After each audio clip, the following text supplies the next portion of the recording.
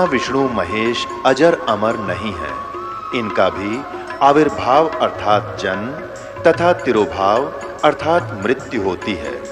प्रमाण के लिए देखिए देवी भागवत महापुराण। ब्रह्मा, मैं, विष्णु और शिव ये तुम्हारी प्रभाव से जन्मवान है।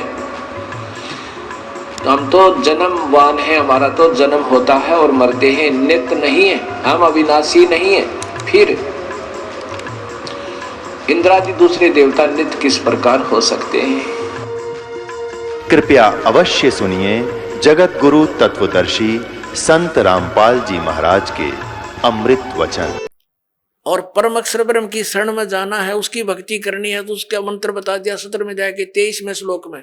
ओम तत्सत इति निर्देश है ब्रह्मण त्रिविद समृत है।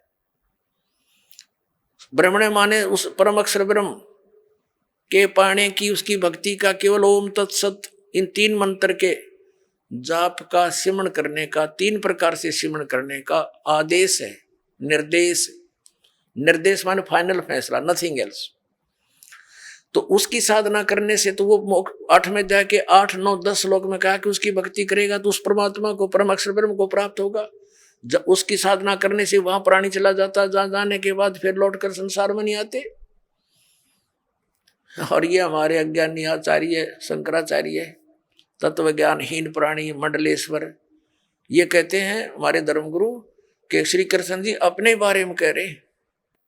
हर इसमें कंसेप्ट क्लियर कर रखा है, 2 परमात्मा, नारे नारे 3 बोले हैं, 3 बताए हैं, लेकिन 2 का ही अधिक रोल है, क्योंकि हम सरपुरुष के लोक में रहते हैं और परम अक्षर ब्रह्म के लोक में हमने जाना है। उसकी साधना है, लेकिन बीच में एक थोड़ा सा इंटरफेरेंस है इसकी, अक्षर पुरुष के, इसके 7 संग ब्रह्मंडों से हमने पार कर होना है। उसके लिए इसका ये ओम तो ये सीधा ही मंत्र है ब्रह्म का, तत् ये सांकेतिक है अक्षर पुरुष का, और सत भी सांकेतिक है परम अक्षर पुरुष, परम अक्षर ब्रह्म का।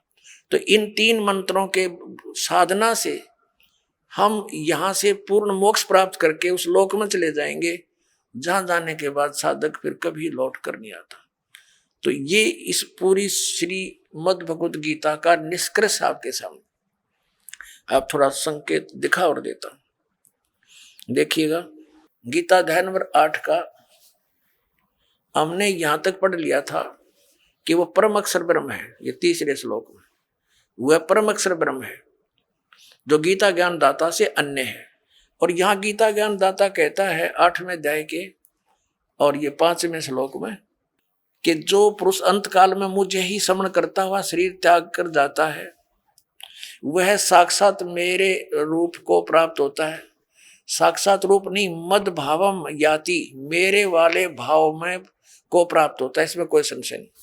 अब 7वें श्लोक में क्या कहा 8वें अध्याय के, 8वें अध्याय के गीता जी और 7वें में क्या कहा कि इसलिए अर्जुन तू सब समय में मेरा स्मरण कर और युद्ध भी कर। युद्ध तो करना पड़ेगा, मेरी शरण में रहेगा तो। और मुझ में अर्पण किए हुए मन बुद्धि से युक्त होकर निसंदेह मुझे ही प्राप्त होगा। अब 8वें में गीता अध्याय नंबर 8 का श्लोक नंबर 8 हम पढ़ रहे हैं। हे पार्थ, परमेश्वर के यह नियम है, परमेश्वर के अभ्यास योग युक्तेन, उस 3 मंत्र के जाप का अभ्यास करने वाला, दूसरी ओर न जाने वाले चित्त से निरंतर चिंतन करता हुआ मनुष्य परम दिव्यम पुरुष याति, उस परम अक्षर ब्रह्म को प्राप्त होता है। परम प्रकाश रूप दिव्य पुरुष को अर्थात परमेश्वर को ही प्राप्त होता है, जो गीता ज्ञान दाता से अन्य है। ये अब 9वें में यह कंसेप्ट भी क्लियर किया है कव्यम। अब यहाँ इसको नहीं छेड़ेंगे, हम स्पष्ट यही पढ़ेंगे। जो पुरुष सर्वज्ञ अनादि, सबके नियंता यानी सबका मालिक, सूक्ष्म से अति सूक्ष्म, सबका धारण पोषण करने वाला, अचिंत रूप, सूर्य के सदृश नित्य चेतन प्रकाश रूप यानी सूर्य की तरह तेजो में शरीर युक्त साकार, स्पष्ट है इसमें। अविद्या से अति परे सच्चिदानंद घन परमेश्वर का स्मरण करता है, उस परम अक्षर ब्रह्म का स्मरण करता है। अब 9वां आपने पढ़ दिया 8वें अध्याय का, अब 10वां पढ़ते हैं। वह भक्ति युक्त पुरुष यानी 3 मंत्र के जाप करने वाला, जिसमें एक ओम है, 2 तत्सत तत् और सत सांकेतिक है, वह भक्ति युक्त पुरुष अंत काल में योग बल से, योग माने साधना भक्ति की शक्ति से, भ्रकुटी के मध्य में प्राणों को अच्छी प्रकार स्थापित करके फिर निश्चल मन से स्मरण करता हुआ उस दिव्य रूप परम पुरुष परमात्मा को ही प्राप्त होता है। यानी गीता ज्ञान दाता से अन्य है वो परम अक्षर ब्रह्म, उसकी साधना करने वाला उसको प्राप्त होता है। और ये अज्ञानी आचार्य और ये शंकराचार्य हमारे धर्म गुरु कहते हैं, श्री कृष्ण जी अपने विषय में कह रहे हैं और कोई परमात्मा नहीं, नहीं और कोई नहीं है। इन्होंने आज 5500 वर्ष हो गए श्रीमद् भगवत गीता और पुराणों को और वेदों को लिपिबद्ध हुए, इन्हें कख नहीं पता इसके बारे में। आचार्य का अर्थ गुरु होता है और गुरु अध्यापक होता है, जो सिलेबस से पूरा परिचित हो, मास्टर हो। और जिसने कख नहीं पता वो काय का टीचर, काय का आचार्य। ये डबो दिया सारा देश, हिंदू समाज को इन्होंने भूत बनवा के फिर उनने की पूजा करवाते हैं, श्राद्ध निकलवा कर अपना पोषण करते हैं लोग।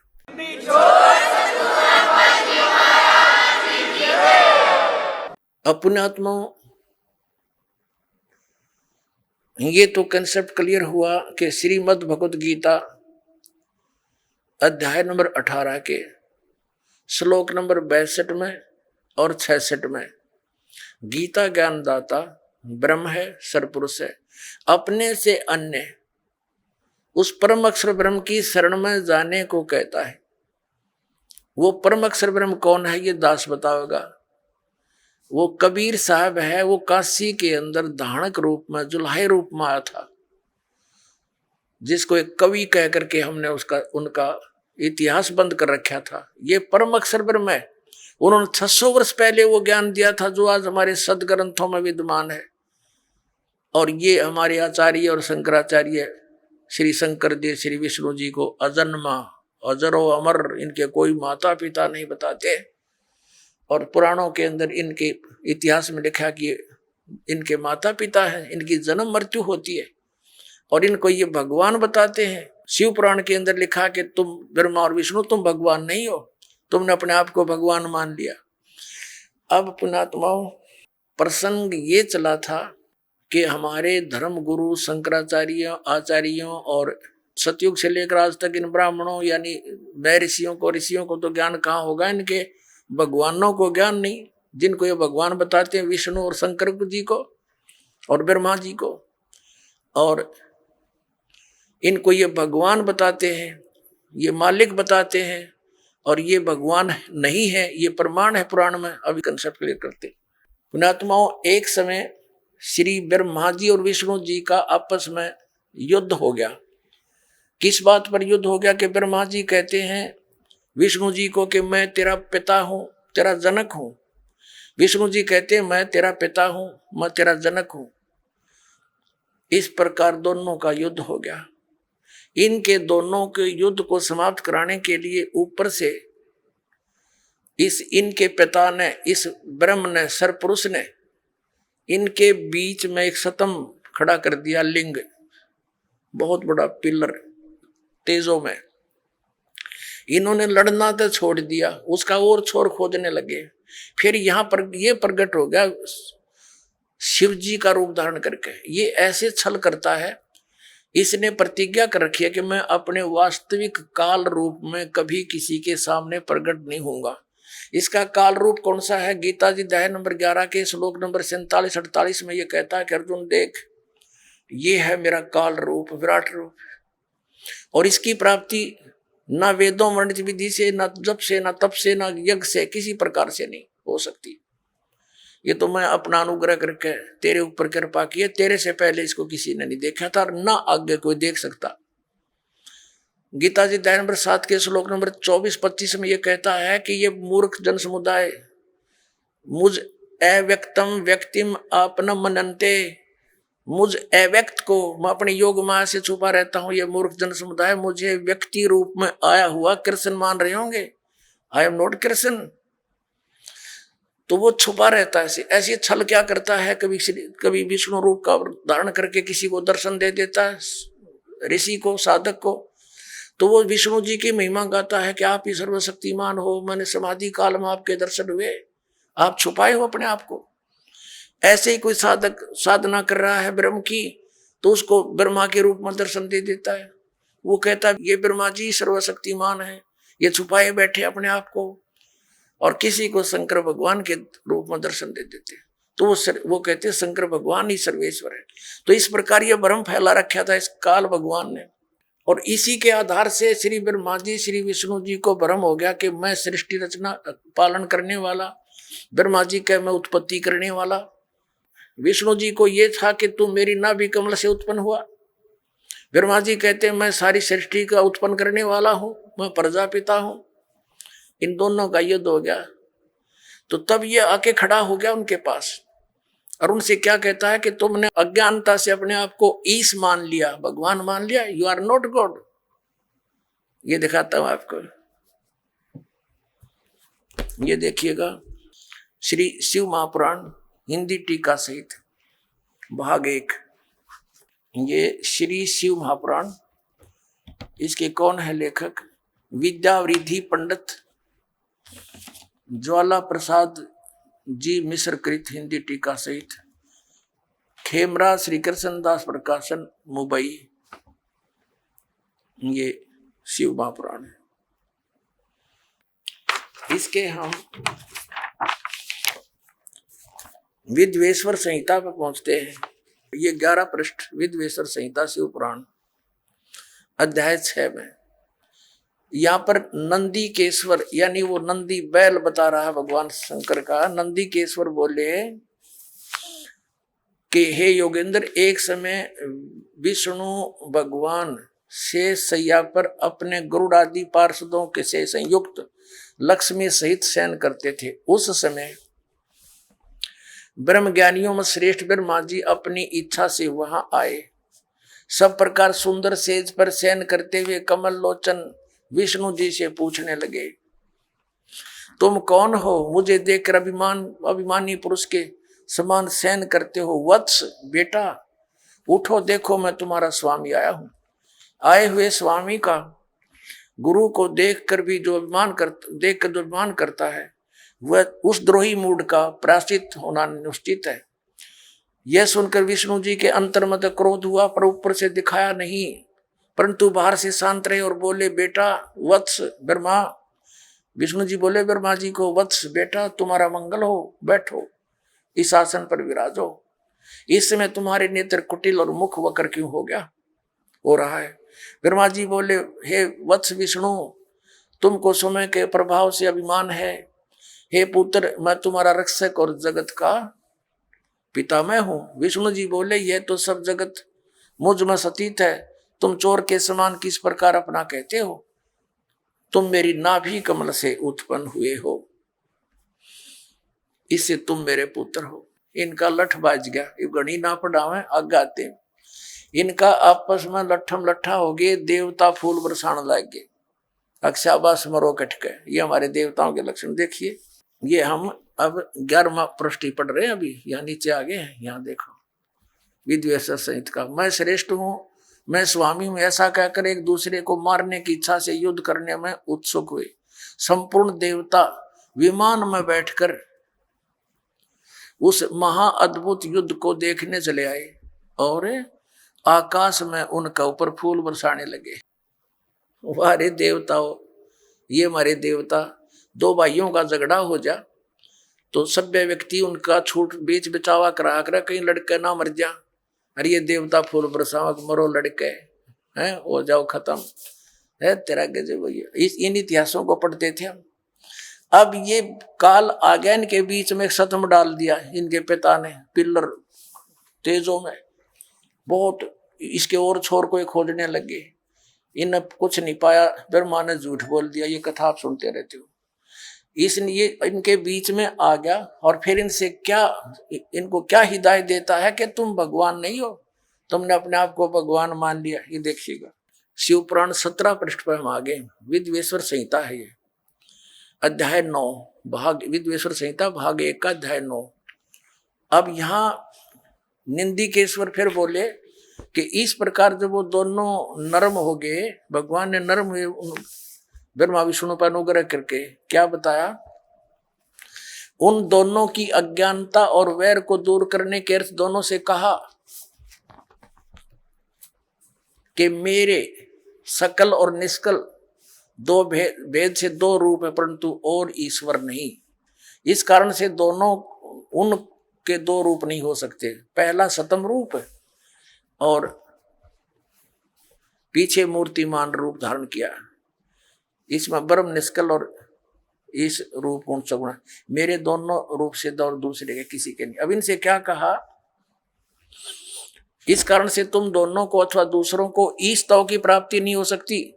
तुमने ब्रह्मा और विष्णु ने अज्ञानता से अपने को ईश माना, भगवान मान लिया, ये बड़ा ही अद्भुत हुआ, ये बड़ा गलत हो गया। उसको दूर करने को ही मैं रण स्थान में आया। अब तुम अपना अभिमान त्याग कर मुझ ईश्वर में अपनी बुद्धि लगाओ। मेरे प्रसाद से लोक में सब अर्थ प्रकाश होते हैं। अब ये क्या कहता है कि मैं जगत का वर्धक होने से मैं ब्रह्म हूं। आप आगे दिखाता हूं आपको। ये अध्याय, ये प्रश्न नंबर 18 पर देखिएगा, अध्याय नंबर 10 का। और यहां हम आ जाते हैं।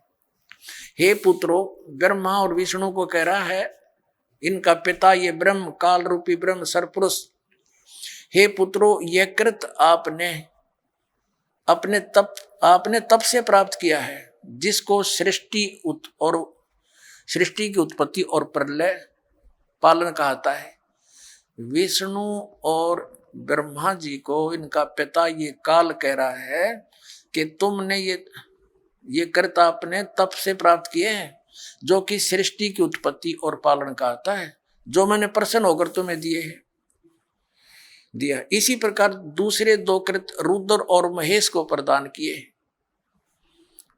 परंतु अनुग्रह कृत कोई भी पाने को समर्थ नहीं है। अब इसमें दास तो कहना चाहा था कि दो तो ये ब्रह्मा विष्णु हो गए और रुद्र और शिव ये दो नारे हो गए, ये चार हो गए। और पांचवा ये बोल रहा है, ये पांचवा जो बोल रहा है ये इनका पिता है, ये सरपुरुष है। और वहां ये शिव रूप में खड़ा हो गया इनके पास आकर। ये ऐसे ही धोखे से काम करता है, अपनी वास्तविकता से परिचित नहीं होने देता। ब्रह्मा और विष्णु ने शंकर भगवान मान लिया। अब आगे देखना ये क्या कहता है। ये काल जो इन चारों को संबोधित कर रहा है, वो कहता है कि मेरा ओंकार मंत्र है। ये अब हम 19 पृष्ठ पर आ गए, 18 पढ़ लिया। विद्वेश्वर संहिता अध्याय 10 ही चल रहा है। यहां देखना, यहां इस कारण उस ज्ञान की सिद्धि के निमित्त ओंकार नामक मंत्र जप करो। अभिमान को दूर करने वाला है, सोई निज मंत्र उपदेश करते हैं। यह ओंकार मेरे मुख से उत्पन्न होने से मेरे ही रूप का बोधक है, महामंगल करने वाला है। यह वाचक है, मैं वाच्य हूं। यह मंत्र मेरा आत्मा है, उसके स्मरण से मेरा स्मरण होता है। उत्तर के मुख से अकार, पश्चिम के मुख से उकार, दक्षिण के मुख से मकार, पूर्व के मुख से बिंदु, मध्य के मुख से नाद उत्पन्न हुआ। इस प्रकार 5 प्रकार से ये निर्गत हुआ। वह सब एक होकर ओम ऐसा एक अक्षर हो जाता है। यह सब नाम रूपात्मक। अब कहने का भाव यह है कि ये ओम एक अक्षर इस ब्रह्मा विष्णु महेश के पिता का है। ये हो गया स्पष्ट। अब हम आते हैं पुनः देवी पुराण पर। अब इससे क्या सिद्ध हो गया कि ब्रह्मा विष्णु रुद्र और ये महेश ये भगवान नहीं है। इनका पिता खुद कह रहा है कि यू आर नॉट गॉड। अरे हमारे आचार्य शंकराचार्य हिंदू धर्म के धर्मगुरु ये इन्हीं को भगवान बता के हमें मूर्ख बना रहे। आज तक इनका कख नहीं पता था इनको वेदों गीता और पुराणों का। बताओ पुण्यात्माओं, इनने हमारे भोलेपन का नाजायज फायदा उठाया इन नकली गुरुओं ने। बैठा बैठा दिया, पूरा मानव समाज भूत बनवा दिया, फिर उनकी पूजा करवाते हैं, श्राद्ध निकालो, पिंड भरवाओ। अब जो साधना दास बताएगा उसमें ना तो कोई भूत बने, फिर कोई क्रिया की जरूरत नहीं उनकी। अब देखिए श्रीमद् भगवत गीता में हम फिर आते हैं। प्रसंग ये चला था आज के इन हमारे आचार्य और शंकराचार्य धर्मगुरुओं को तो ज्ञान कहाँ होगा, इनके भगवानों को ज्ञान नहीं, जिनको ये भगवान बताते हैं, और वो भगवान नहीं, ये सिद्ध हो गया कि ये भगवान नहीं है। और इनको ये भगवान बताते रहे, ईश बताते रहे। अब सतयुग के ब्राह्मणों ने ज्ञान नहीं, बताओ, सतयुग से लेकर आज तक ब्राह्मणों ने ज्ञान नहीं वेदों का। अब देखिएगा श्रीमद् देवी भागवत गीता प्रेस ग्रुप से प्रकाशित, केवल हिंदी। इसके संपादक हनुमान प्रसाद पोदार, चिमनलाल गोस्वामी। ये गीता प्रेस गोरखपुर से प्रकाशित है। इसके हम 414 पृष्ठ पर आते हैं। ये 414 पृष्ठ है श्री संक्षिप्त देवी भागवत और छठा सकंद। अब यहां से पढ़ेंगे। जन्मेजय ने पूछा, महाभाग किस युग में कैसा धर्म का स्वरूप है, इस संपूर्ण विषय को विशेष रूप से बताने की कृपा कीजिए। व्यास जी बोले, राजन, यह निश्चय कि सतयुग में ब्राह्मण वेद के पूर्ण विद्वान थे। उनके द्वारा निरंतर भगवती जगदम्बा की आराधना होती थी। भगवती का दर्शन करने के लिए उनका मन सदा ललायित रहता था। प्रत्येक गांव में शक्ति यानी दुर्गा का मंदिर का उद्घाटन हो, ये इस विषय की उनके मन में बड़ी उत्सुकता थी। बता, ये सतयुग के ब्राह्मण खाक विद्वान थे।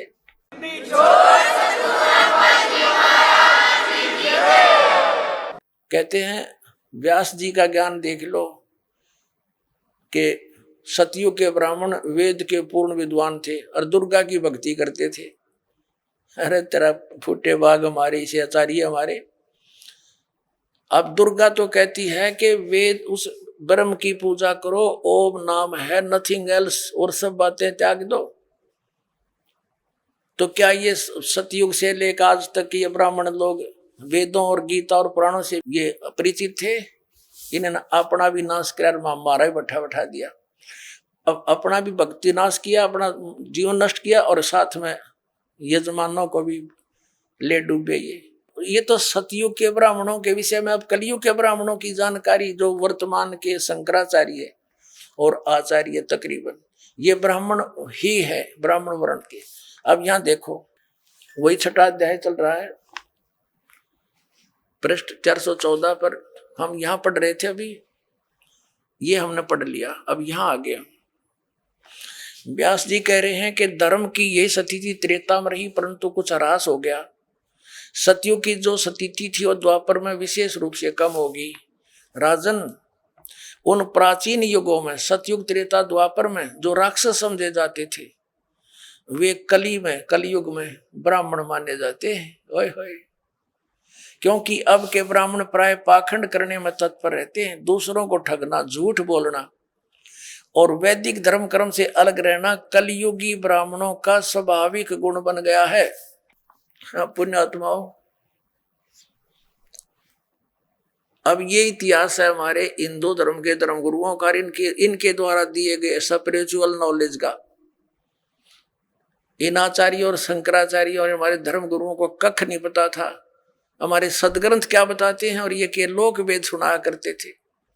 ये क्या कहते हैं कि जीव ही ब्रह्म है, अहम आत्मा ब्रह्म, ये आत्मा ही परमात्मा है।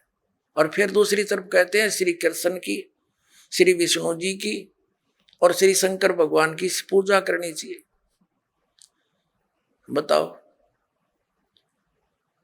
और उधर देवी की पूजा करते हैं और इनको भगवान बताते हैं। इनके विषय में लिखा है, स्पष्ट है कि ये भगवान है ही नहीं, जिनको ये भगवान बनाकर हमें पूजवाया करते थे। तो पुण्यात्माओं, ये सौभाग्य आपका कि परमात्मा ने आपको शिक्षित किया, इस दास को अध्यात्म ज्ञान युक्त किया। अब देखना पूरे विश्व में यह ज्ञान जाएगा और सब मानव का कल्याण हो जाएगा। बोलो सतगुरुदेव।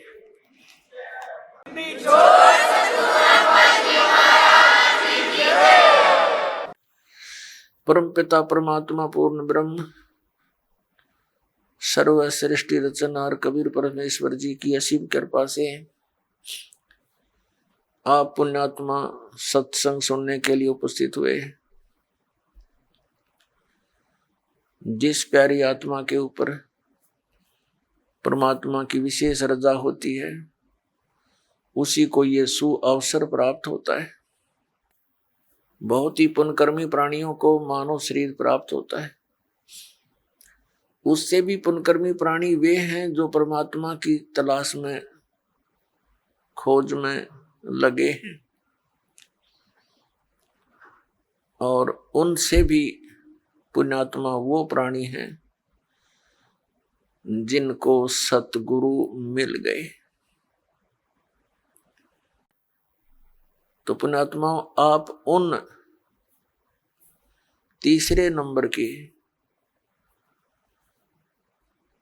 यानी गुड बेटर बेस्ट, ये बेस्ट आत्मा हो परमात्मा की, आपको सतगुरु मिल गए। अब आपका ये अंतिम जीवन होगा यदि आप आजीवन इस सत भक्ति पर दृढ़ रहे, नियमित रहे, आप सतलोक चले जाओगे।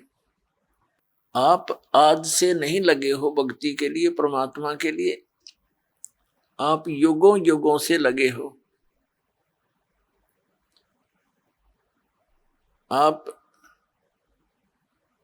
भक्ति मार्ग पर लगे हो लेकिन बीच में गफलत कर जाते हो। किसी भी कारण से आपका इस भक्ति मार्ग से पैर फिसल जाता है, आप फिर यही काल के गड्ढे में घेरे में पड़े रह जाते हो और फिर से प्रयत्न करते हो इस घेरे से निकलने का, इस कुएं से निकलने का। तो अब आपका प्रयत्न,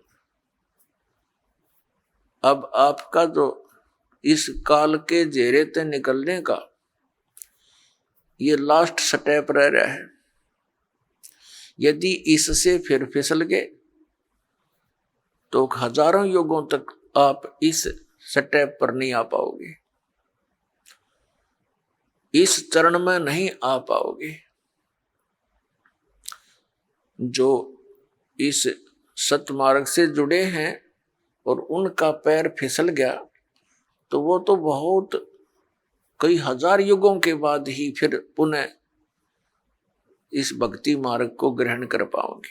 कारण क्या है? कारण ये है कि ये सत भक्ति है, यथार्थ मंत्र है। इनके जाप करने से आपकी कमाई ढेर सारी होती है, बहुत ज्यादा हो जाती है। और इसका हमने संग्रह करके सतलोक जाना था इस भक्ति की कमाई के बल से, और ये अंतिम सांस तक हमने संग्रह करना था इसका। और हम किसी भी कारण से परमात्मा के इस मार्ग से विचलित हो जाते हैं अंतिम सांस तक कभी भी,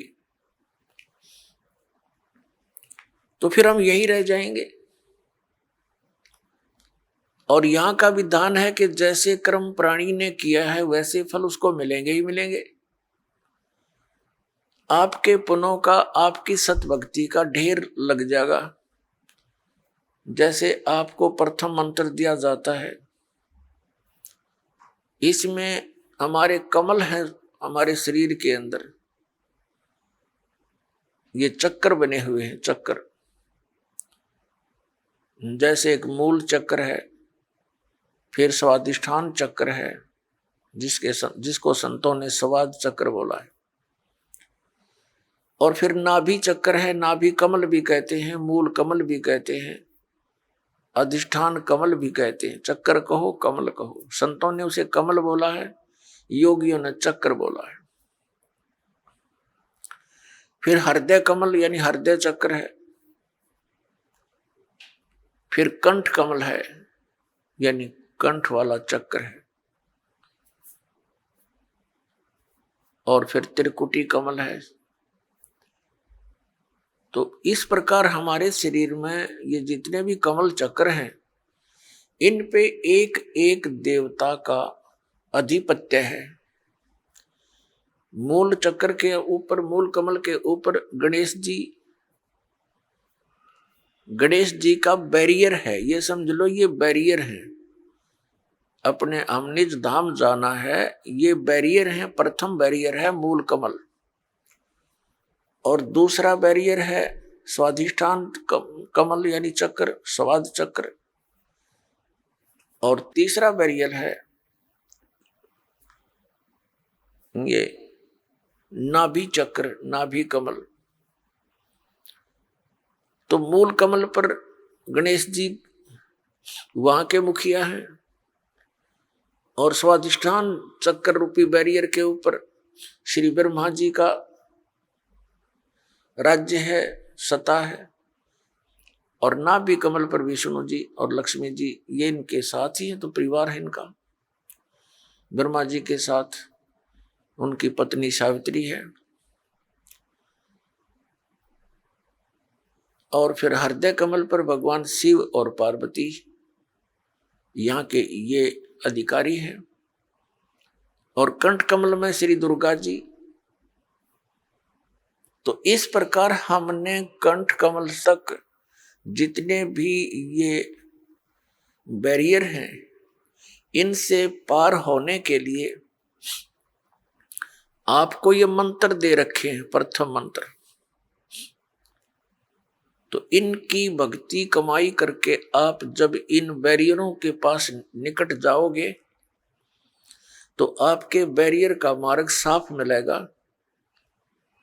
और आपकी जो कमाई आपने प्रथम मंत्र में इन देवों की जो मजदूरी की है, साधना की है, ये आप वहां इनका टैक्स देते हुए चलोगे। इस प्रकार हमने सतलोक जाने में ये सहयोगी होते यदि हम इस भक्ति पर लगे रहे अंतिम सांस तक। और यदि हम इनसे फिसल गए भक्ति मार्ग से, तो फिर क्या होगा? आप जी ने जो गणेश जी की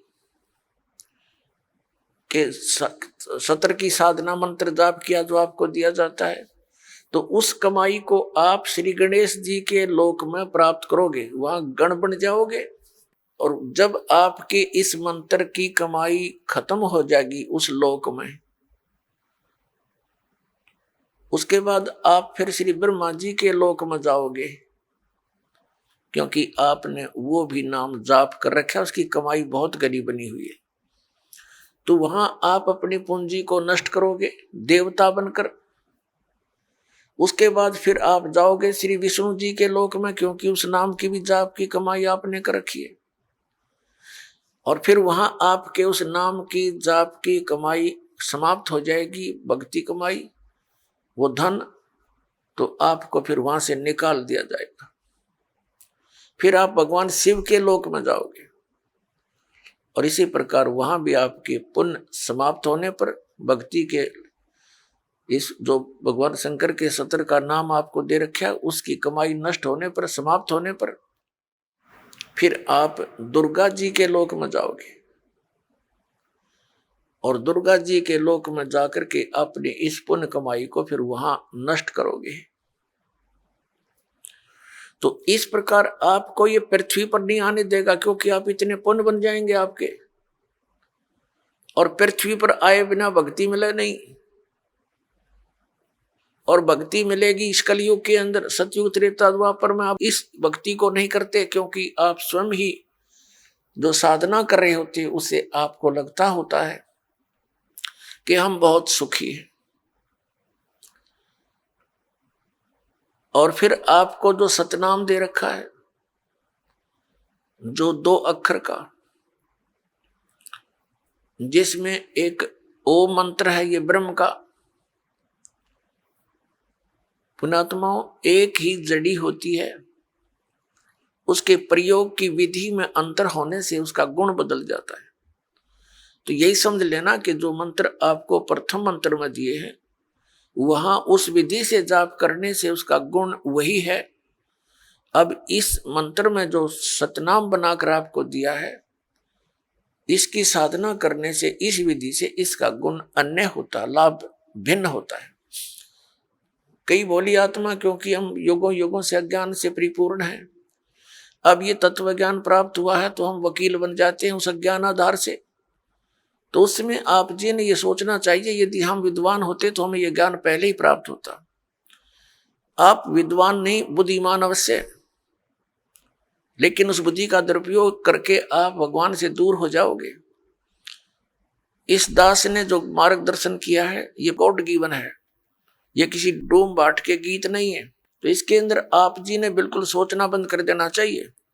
उपदेश लेने के बाद, उपदेश लेने से पहले आप बिल्कुल वकील बने रहो, खूब अच्छी तरह निरीक्षण करो हर एक बात का, और तब दीक्षा ग्रहण करो। दीक्षा ग्रहण करके यदि गुरु जी के वचनों में आपको अविश्वास होता है तो आपका नाम खंडित हो जाता है, भगवान से दूर हो जाते हो। इसलिए दास सबसे पहले आपको ज्ञान ग्रहण करने के लिए पुस्तकें देता है, सीडी बना रखी है, ये सुनो देखो, मिलाओ दूसरे संतों से, और जब आपको संतुष्टि हो जाए कि ये मार्ग फाइनल है, सही है, तो दीक्षा लो, अन्यथा मत लो।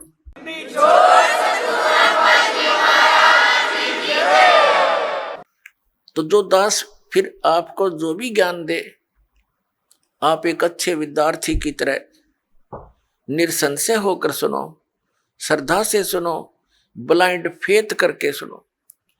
पुण्यात्माओं, श्रद्धालु हमेशा अपने गुरुजी के वचन पर अंधविश्वास करता है और वही सफल होता है। लेकिन इस गुण का इन नकली गुरुओं ने दुरुपयोग कर लिया। जितने भी आप देखते हो ये संत और इनके पास गए हुए डिवोटी कितने समर्पित हैं। वो गुरुजी जो भी ज्ञान बताते हैं शिरोधार्य होता है।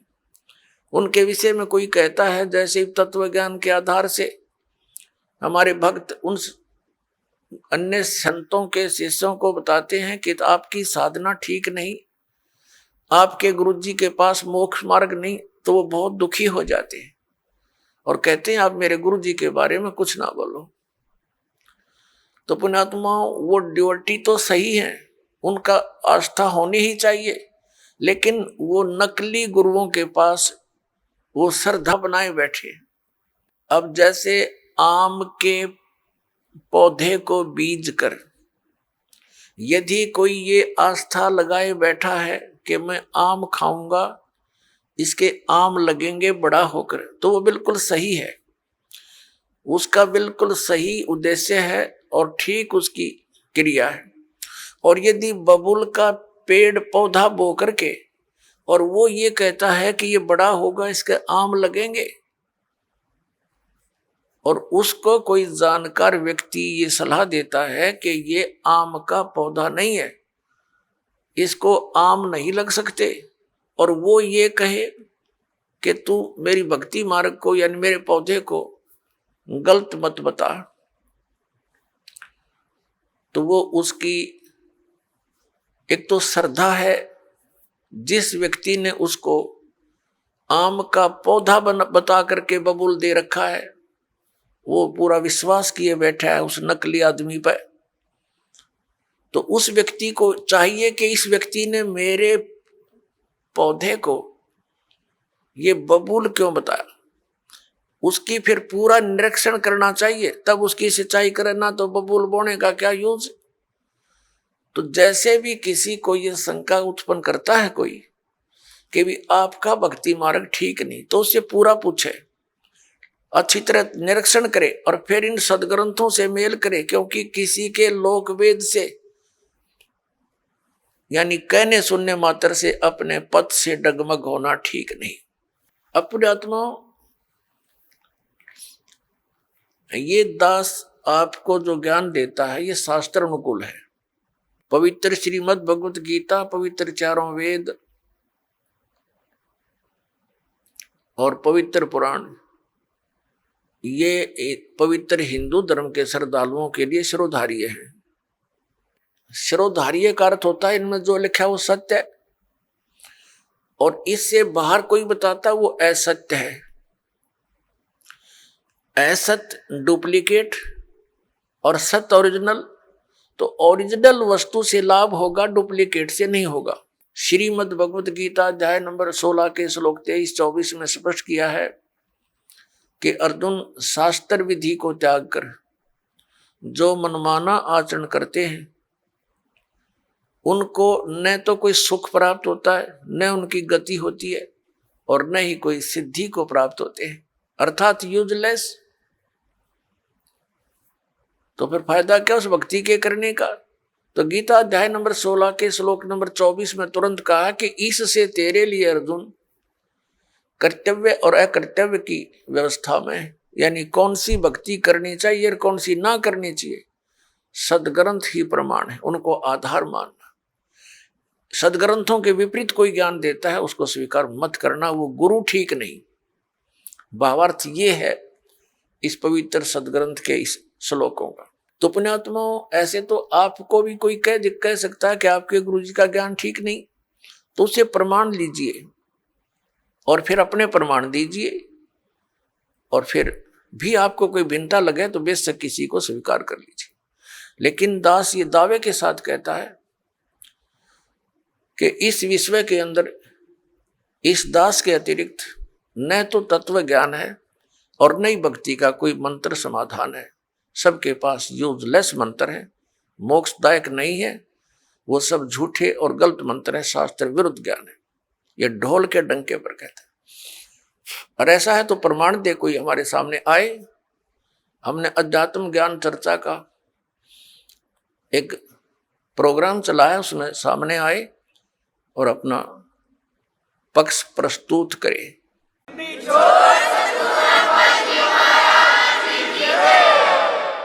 तो दास जो आपको कहना चाह रहा है वो इस विषय में है कि जो भक्ति आप करते हो और जो साधना ये दास बताता है उसके ऊपर आपको अविश्वास नहीं होना चाहिए, विशेषकर उपदेश प्राप्त करने के बाद। अगर फिर भी वो कोई अग्रम मग्रम करता, वो चातुर प्राणी है, उसने 1, 2, 4, 20 हजार 2000 को मूर्ख बना रखा होगा, वो गुरु पद प्राप्त कर चुका है, उन औरों को अभी उलझाना ही चाहता है। अन्यथा इतने प्रमाण देखकर तो मूढ़मती भी इंसान समझ जाता है कि यह संत क्या बताना चाहता है। तो कहने का दास का तात्पर्य यह है कि जब आप उपदेशी हो जाओ उसके बाद आप दास के वचन सुनो और उनको फाइनल मानो। उपदेश लेने से पहले आप पूरी तर्क वितर्क करो, अपने माइंड से एक दूसरे के साथ करो कि ये कैसे लिखा है, ये ऐसे लिखा, फिर प्रमाण देखो। हमने तो पृष्ठ नंबर और अध्याय नंबर, उनके श्लोक नंबर दे रखे हैं, आपके प्रमाणित ग्रंथ होंगे। पुण्यात्माओं, दास अपनी तरफ से एक शब्द नहीं बोलता, क्योंकि हम जीव हैं। जीव जो अपनी तरफ से बोलेगा वो यदि ग्रंथों से परिचित नहीं है तो जीव सतर का ही बोल सकता है। लेकिन दास ने उन सदग्रंथों को पढ़ा है जो गॉड गिवन है, और गॉड गिवन जो विचार है वो जीव सतर से बाहर होते हैं। गॉड गिवन परमात्मा दत्त जो ज्ञान है उस पर जीव सोच ही नहीं सकता वहां तक, तो उनको हमने फाइनल ही मानना होगा। दैट्स ऑल, ये समझ लेना। और ये आपको निश्चय हो जाना चाहिए कि दास जो बोलेगा वो सदग्रंथों से ही बोलता है, जो सदग्रंथों में लिखा है, और जिसको हमारे धर्मगुरु समझ नहीं सके दास उनको समझा रहा है कि इस सदग्रंथ का कहने का तात्पर्य ये है, ये न्यू का न्यू लिखा हुआ है, एज इट इज रिटन है, जो का त्यों लिखा हुआ है, और उसको हमारे धर्मगुरु समझ नहीं सके। बस इतनी सी बात है। अब धर्मगुरु कौन होता है? जो धार्मिकता और सदग्रंथों का ज्ञान दे, और जो सदग्रंथों के विपरीत ज्ञान देता है और आपस में लड़ा के मारता है, वो ना धर्म गुरु है ना उसके धार्मिकता आसपास है, वो तो एक राक्षस व्यक्ति है। पीछे आप देखते आए हो, हिंदुओं के गुरु मुसलमानों के साथ लड़ाते हैं, मुसलमानों के गुरु हिंदुओं के साथ लड़ाई करवाते हैं अपने उल्लू सीधा करने के लिए, और वो हमें मूर्ख बनाते रहे। अब हम देखेंगे अपने सदग्रंथों को, और सदग्रंथों में वर्णित विधि है, उससे हम मोक्ष प्राप्ति करेंगे। तो दास आपको बता रहा था कि जो मंत्र आपको दिए जाते हैं ये आपको यहां प्रयोग नहीं करने चाहिए थे। आपने इनकी कमाई को संग्रहित करना है, सुरक्षित रखना है, किसी को आशीर्वाद नहीं देना, किसी को कोई दुआ या बद्दुआ नहीं देना। बद्दुआ दोगे तो भी आपकी पुण्य अक्षीण होंगे, और किसी को आशीर्वाद दोगे तो भी आपके भक्ति कमाई समाप्त होगी, खर्च होगी। अब जैसे कोई एक पहिए से, एक टायर से हवा और दूसरे टायर में भरे, वो कितना बुद्धिमान है, दोनों कंडम वो यूज है इसका। ये बुद्धिमान व्यक्ति ऐसे काम करता है, उसको सलाह देगा भाई यहां से जाइए, वहां आगे एक हवा भरने का यंत्र है, आप वहां से हवा भराइए, दोनों का काम चले। तो इस प्रकार हम अगर आशीर्वाद दे देते हैं तो हमारी पूंजी नष्ट हो जाती है, भक्ति। अब ना उसको लाभ, उसको थोड़ा सा लाभ उसको होगा, और आप यहीं रह गए, दोनों चौड़ चपट, क्या फायदा। तो इस प्रकार हमने अपने बच्चों को, भाई बहन, माता पिता, सबको, संबंधित जितने मित्र हैं या वैसे भी कोई, एक सद्भावना पूर्वक सबसे प्रार्थना करनी चाहिए कि आप भी दीक्षा लो और अपनी हवा आप भरो। जैसे एक पंप दे दिया जाता है साइकिल में हवा भरने का, तो सब ले लो पंप और अपनी भरो हवा, जब जरूरत पड़े फुल करो और चलो गाड़ी पर, सवारी पर। तो कहने का भाव ये है कि इसी प्रकार ये गुरुदेव जी से दीक्षा लेकर के आप स्वयं अपने भक्ति मंत्र के जाप साधना के द्वारा अपने टायर में हवा स्वयं भरो और फिर चलो। तो इस प्रकार आप जी ने अब ना किसी को आशीर्वाद देना है, ना किसी को दुआ देनी है, दोनों में हमें हानि है। पहले क्या था, इस काल का जाल है।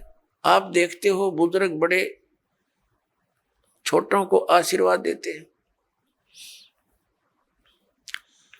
और बड़े उनके चरण छूते हैं, क्योंकि पहले जो एक आपने देखा होगा एक पाग सिस्टम है। पाग जैसे पिता की मृत्यु के उपरांत बड़े पुत्र को एक पाग बांधी जाती थी, पगड़ी, और फिर वो पिता वाले कर्म वो करता था। आप पिछला इतिहास देखिएगा तो उसमें क्या होता है कि वो आशीर्वाद देने वाला अपनी पूंजी नष्ट करता है और उनको आशीर्वाद देता। जैसे आपने देखा होगा एक पुत्र वधू अपनी सास के पैर दबाती है, या किसी और बड़ी बूढ़ी के उसके पास बैठी है उसके पैर छूती है, वो उसको दुआ देती है, पुत्रवती हो, तेरे बेटे हो, पुतों फड़िए दूध दो, नहाइए, इस तरह के देते हैं। तो वो बुढ़िया के पास जो चवन्नी थी वह तो पुत्र वधू को दे दी, आप खाली होगी, आगे चार्जर है ही नहीं। तो इस प्रकार हमने अपनी इस भक्ति को बर्बाद नहीं करना है, ना किसी पुत्र वधू को आशीर्वाद देना है। पुत्र वधू को भी परमात्मा से जोड़ दे, बेटी अपनी कमाई कर और तेरा भी कल्याण हमारा भी कल्याण होगा। अपने आत्माओं,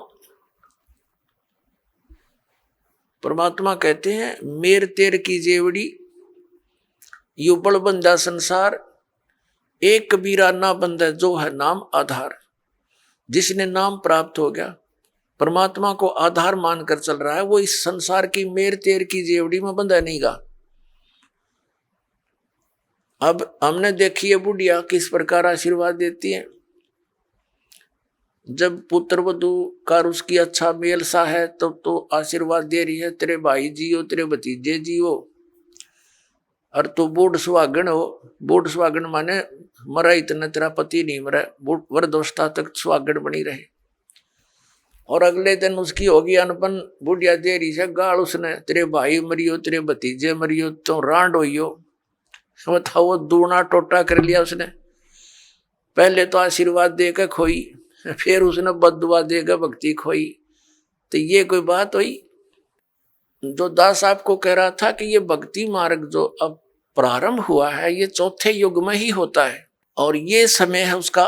पुण्यात्मा, आप जी सुनते आए हो विशेषकर 2-3 वर्षों से कि सन 2012 में प्रलय होएगी।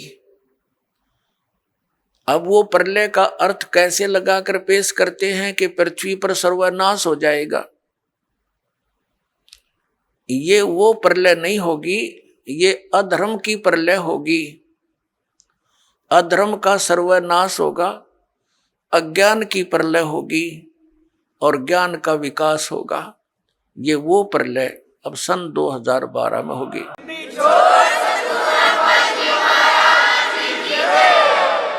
आइए अब हम उन श्रद्धालुओं के अनुभव जानते हैं जो जगत गुरु तत्वदर्शी संत रामपाल जी महाराज जी से दीक्षा प्राप्त कर चुके हैं तथा उनके द्वारा बताए गए भक्ति मार्ग पर चल रहे हैं। सर नमस्कार। सर क्या नाम है आपका? नाम चंद्रशेखर दास। चंद्रशेखर जी, आप कहाँ से आए हैं? पिंड कोट, तहसील गढ़शंकर, जिला हुशियारपुर। सर संत रामपाल जी महाराज से कब से जुड़े आप? मैं 2013 से 5 मई 18 तारीख को। सर संत रामपाल जी महाराज की शरण में आने से पहले आप क्या भक्ति साधनाएं करते थे? देखो जी, ਅਸੀਂ ਪਹਿਲਾਂ ਮੰਦਰਾਂ 'ਚ ਜਾਈਦਾ ਸੀਗਾ, ਜਿੱਦਾਂ ਮੰਨੀਦਾ ਸੀਗਾ ਇਹਨਾਂ ਨੂੰ। ਫਿਰ ਉਸ ਤੋਂ ਬਾਅਦ ਸਾਨੂੰ ਸਤਸੰਗ ਮਿਲੇ ਰੂਹਾਨੀ ਕੇਂਦਰ ਵਾਲਿਆਂ ਦੇ, ਅਤੇ ਉੱਥੇ ਅਸੀਂ ਜੁੜੇ 2008 ਤੇ। ਰੂਹਾਨੀ ਕੇਂਦਰ ਵਾਲਿਆਂ ਨਾਲ ਅਸੀਂ ਸਾਰੇ ਘਰਦਿਆਂ ਨੇ, ਪਰਿਵਾਰ ਨੇ ਨਾਮਦਾਨ ਲਿਆ। ਸਾਨੂੰ ਉੱਥੋਂ ਉਲਟੇ ਫਾਇਦੇ ਤਾਂ ਕੀ ਹੋਣੇ, ਉਲਟੇ ਨੁਕਸਾਨ ਹੋਣ ਲੱਗ ਪਏ। ਅਤੇ ਉਹ ਤੋਂ ਬਾਅਦ ਨਿਰੰਕਾਰੀਆਂ ਤੋਂ ਨਾਮਦਾਨ ਲਿਆ।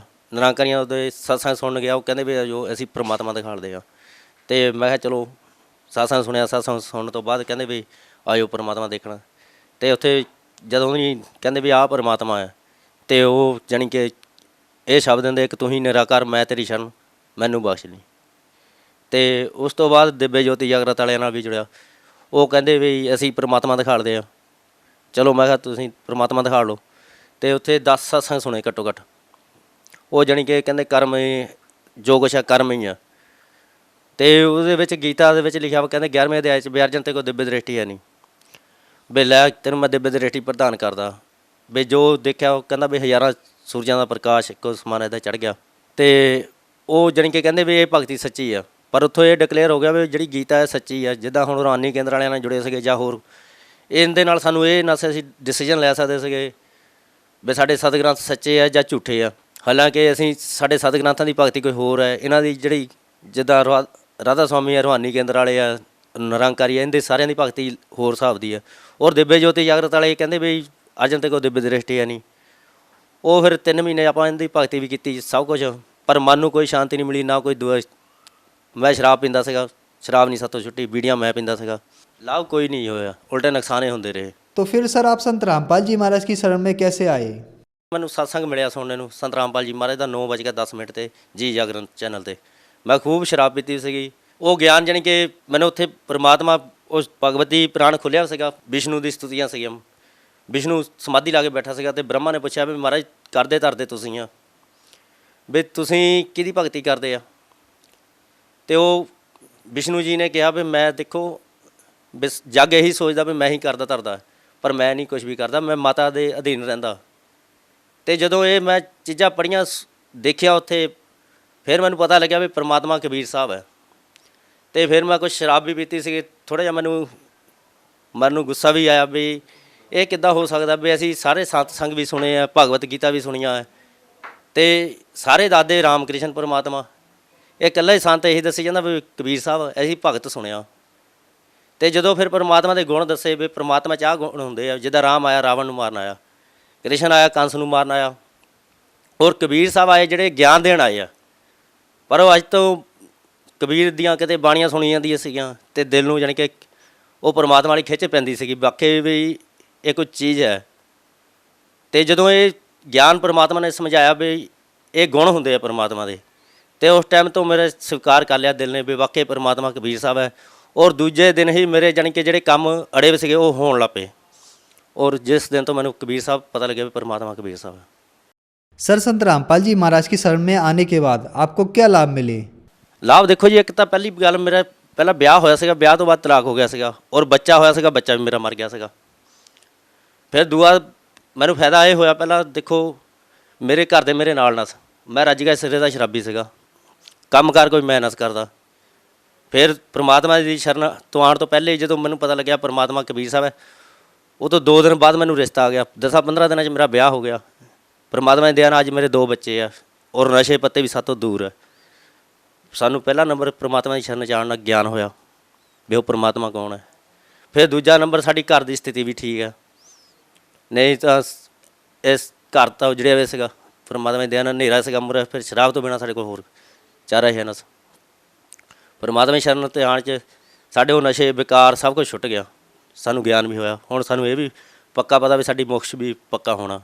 सर पहले आप रूहानी मिशन से जुड़े हुए थे, उसके बाद आप निरंकारी मिशन में आए, वहाँ जो आपको साधनाएं दी गई वो आपने की, फिर आपने दिव्य ज्योति जागरण संस्थान से नाम दीक्षा ली, फिर आप संत रामपाल जी महाराज की शरण में आए। तो सर रूहानी मिशन, निरंकारी मिशन, दिव्य ज्योति जागरण संस्थान के ज्ञान में और संत रामपाल जी महाराज के ज्ञान में आपको क्या भिन्नता नजर आई? ज्ञान देखो जी, दिन रात का फर्क है उन्होंने इन्हों का। उनका देखो शास्त्रां ते कोई शास्त्रां नाल मेल नहीं करता उनका जिहड़ा ज्ञान है। और संत रामपाल जी महाराज का ज्ञान इन्हीं तक गीता के 1-2 श्लोक चुन ले, वो दसी जाते हैं।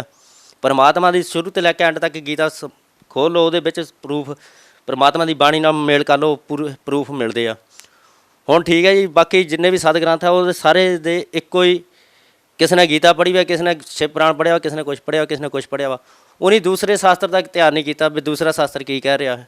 और परमात्मा के सारे शास्त्रों के नाल जिदा सप की सिरी ते पैर रख दिए सप सीधा हो जाता, इदे सारे सद ग्रंथ परमात्मा ने सीधे करते भी जिथे ताईं गीता का ज्ञान है गीता का, जिथे ताईं वेदां का ज्ञान है, वो तो उपर परमात्मा कबीर साहब की बाणी है, गरीबदास जी की बाणी है, वो सारे परमात्मा ने सीधे करते। सर ऐसा कहा जाता है कि गुरु नहीं बदलना चाहिए। पहले आप निरंकारी मिशन, रूहानी मिशन, दिव्य ज्योति जागरण संस्थान से जुड़े और अब आपने संत रामपाल जी महाराज को गुरु बना लिया, तो क्या आपने गुरु बदलकर पाप तो नहीं किया? देखो जी, असीं कोई चीज़ लैंदे 10 रुपए की चीज़ लैंदे, उन्होंने किद्दां असीं देखदे आ भी किते असीं 10 रुपए च भी लुੱਟ ना हो जाइए, 100 रुपए की चीज़ लईए ਤਾਂ ਅਸੀਂ ਦੇਖਦੇ ਹਾਂ ਕਿਤੇ ਲੁੱਟ ਨਾ ਹੋ ਜਾਈਏ। 50 ਬੰਦਿਆਂ ਨੂੰ ਪੁੱਛਦੇ ਵੀ ਚੀਜ਼ ਸਹੀ ਹੈ ਜਾਂ ਗਲਤ ਹੈ। ਇਹ ਦੇਖੋ ਮਾਨਵ ਜੀਵਨ ਦਾ ਕਿਸੇ ਨੂੰ ਮੁੱਲ ਦਾ ਨਹੀਂ ਪਤਾ।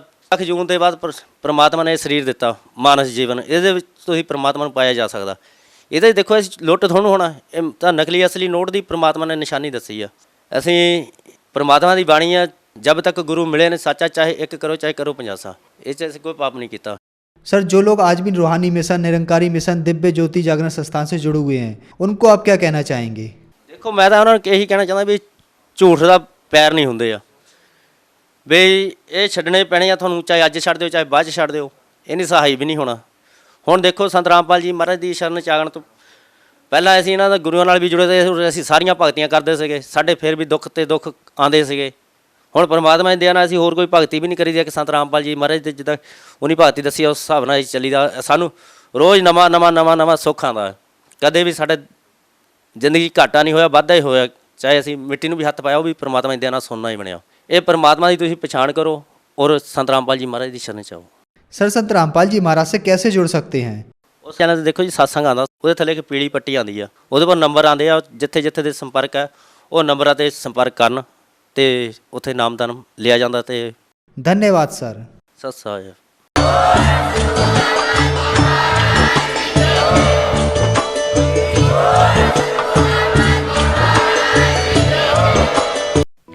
आप सुन रहे थे जगत गुरु तत्वदर्शी संत रामपाल जी महाराज के मंगल प्रवचन। अधिक जानकारी के लिए संपर्क करें।